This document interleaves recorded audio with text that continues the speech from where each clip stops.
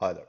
So in this video, we're going to have a look at the database slots that allows us to execute SQL towards our database and return values accordingly. First, open up a MISC, then go to the evaluator, and let's write some Hyperlambda. Let's create some space and write data dot and then control space. Choose connect.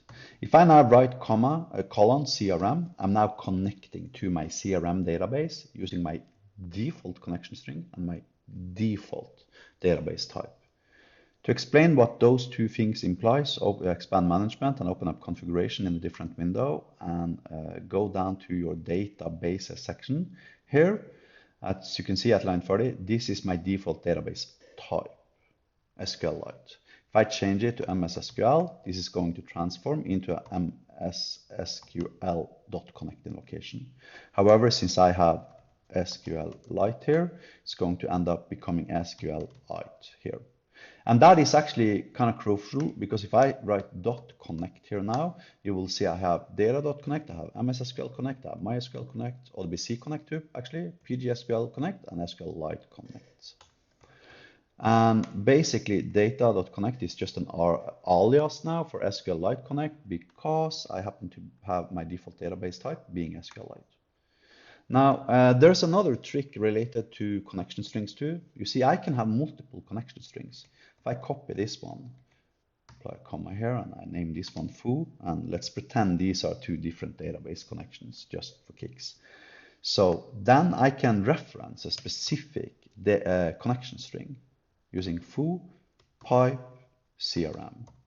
If I now want to open up the CRM database using the foo connection string instead of the generic one, and this is the syntax for doing that. You basically apply square brackets, then you write the name of your connection string, then you write pipe, and then you write whatever database you want to open in that particular connection string.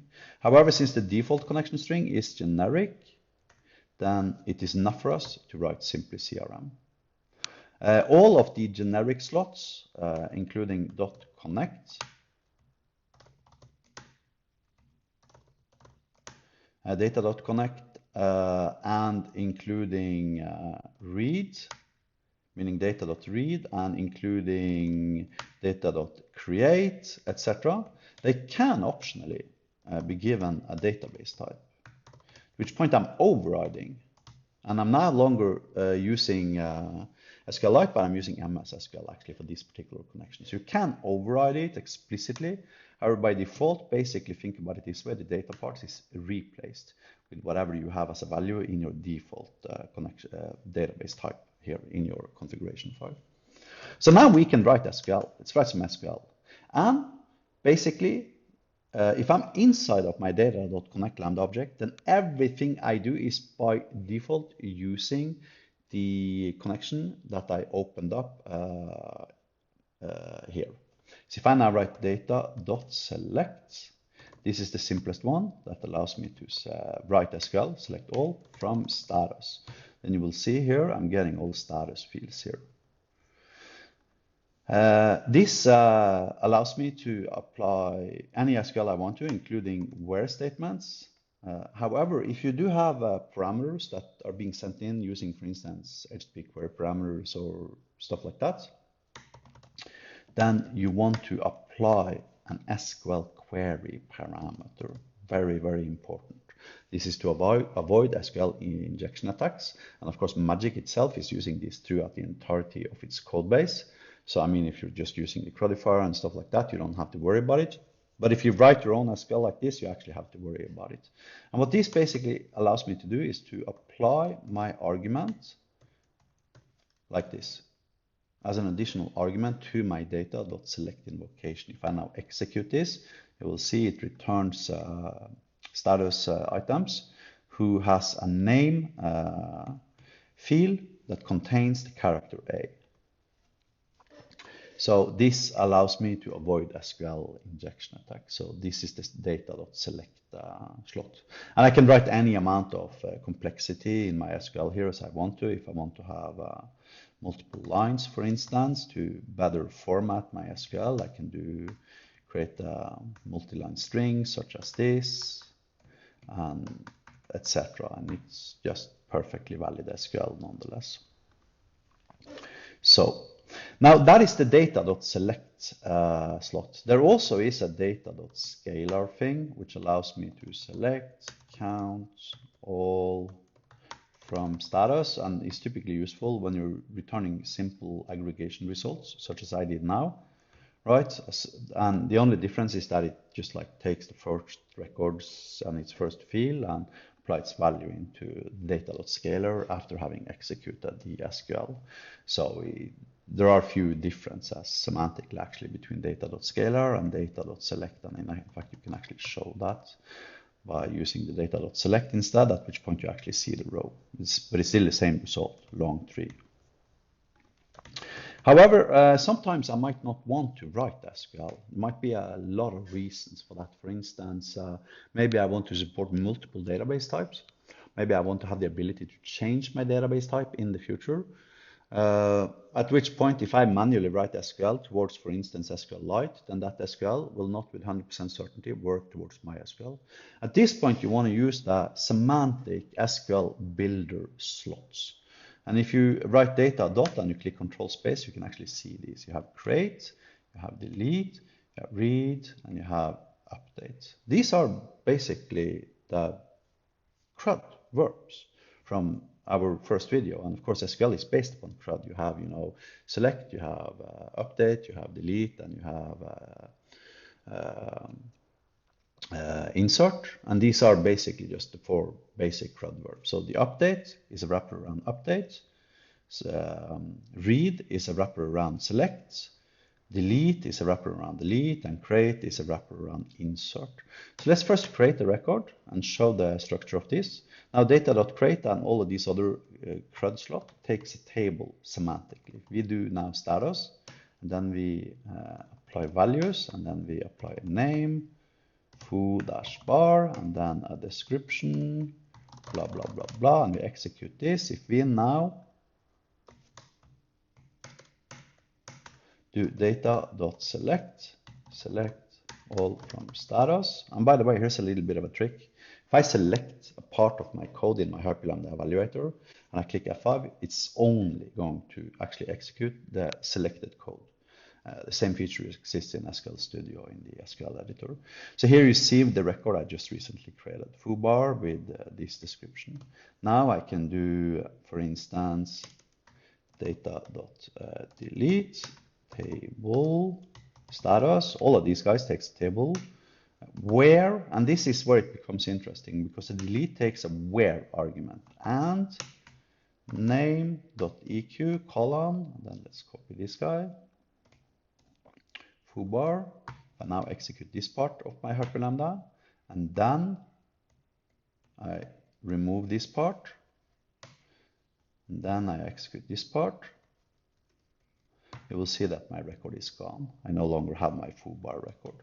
So what's happening here? Well, actually, we can have a look at what's happening here by writing generate colon true and then executing this SQL. Because if I apply generate true to data.delete or data.read or data.update or data.whatever, any one of those semantics slots, then instead of executing my SQL, it will actually generate my SQL and I can see the SQL, but it will not execute it. Now the where statement is a little bit funny here in the semantic database slots, because as you can see here, name.eq. .eq parts basically becomes the operator. And if you want to have a look at all the operators that exist, you can click documentation, you can click the hamburger menu, you can find magic.data.common, click it, and then you can look for instance, .eq or eq, actually operators. Where?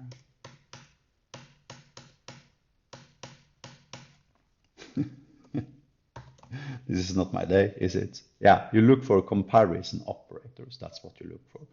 And then you can see all the different operators you can apply. You can apply EQ, you can apply not EQ, not equal. EQ means equals, NEQ means not equals, MT means more than, less than or equal, more than or equal, like, and in.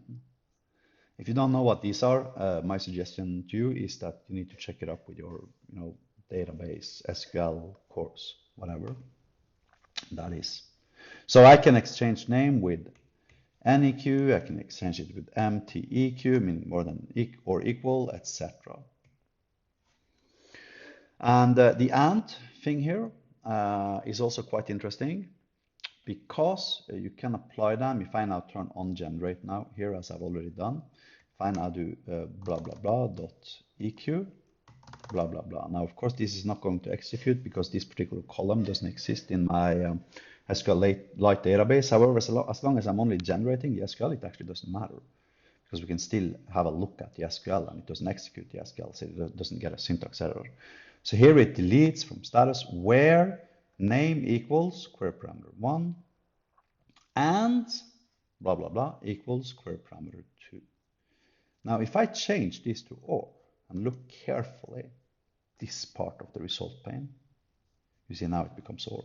Let me delete these parts. Now it's OR. Now it's AND. If I apply multiple levels here, below here I do OR blah blah dot NEQ blah blah dot MTEQ,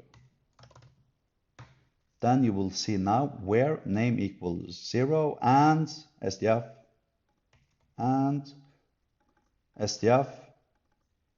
equal blah blah, and look carefully here, the parentheses.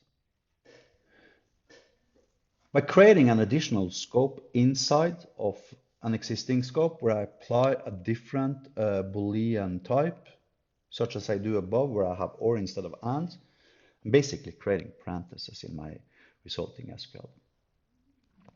Now, the data.read is similar, actually, except of course instead of invoking delete, it invokes select, and it has some additional features such as limit, 5, order, etc., etc.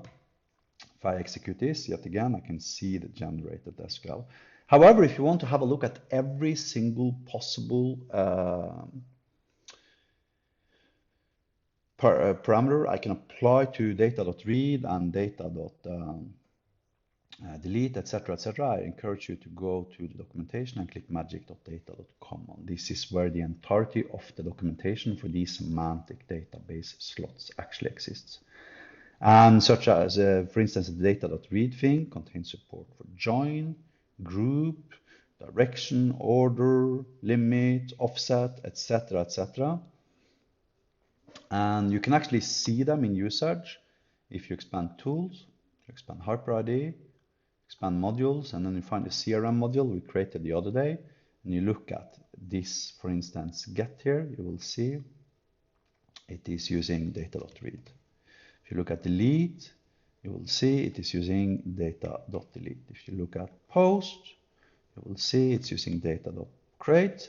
If you look at put, you will see it's using data.update. So anyways, that was it for this video. Thank you for watching. Have a nice day.